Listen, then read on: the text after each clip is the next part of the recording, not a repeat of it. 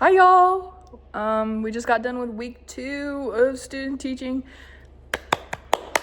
Okay, so let me look at this prompt and see what I'm supposed to talk about. Okay, we're talking about students and how they interact with each other. Okay.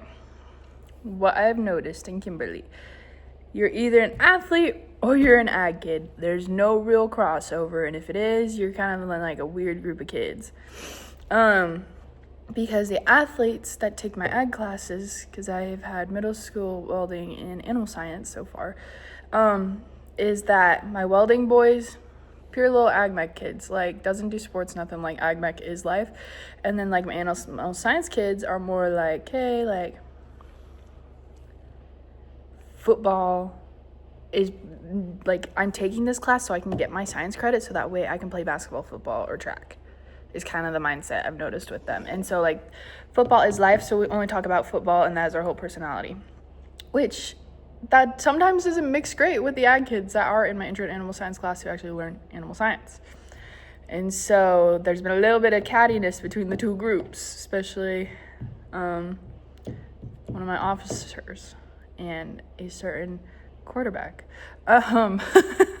That's a whole dynamic though, and it's been cool to just see how they all interact with each other. My middle school class though, they all act like they're family. They are like, we've been taking this ag class since like 6th grade together, because they're allowed to take ag classes one semester a year. And so this group, but they have to be like picked to be in the ag class. So this group has like been together for a while, and they're just a super great group of kids. Another thing you can really have noticed, at least in the high school, is getting the mixed ag and sports kids to talk to each other. So I made a seating chart to try and make them be like, hey, we're going to talk to each other and someone get to know each other, because we've been going to school together for like the past 5 years, but we don't even know each other's name.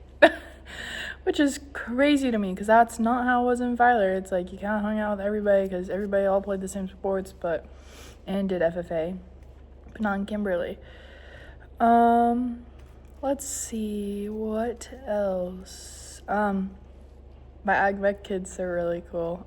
I sit in the beginning welding class. I take over next week, and they're already like coming to me and asking me questions and asking me like thoughts and opinions, and especially if they're in my ag mech team. I mean, we've spent the last 4 mornings together at 6:30 a.m. to 8, trying to get ready for the ag mech competition, and just seeing how they work so well together is so cool to me, because it's a kid from every different grade. I have freshman all the way to a senior on my team, and then I also have an novice team that's all sophomore boys, and just seeing them all work together has been super cool, because like they didn't know each other at the beginning of this whole experience. So it's been cool to see them like kind of bond together and be bros, is what one of them says. And they say, I'm one of the bros, and I'm like, I'm not a bro, I'm your teacher.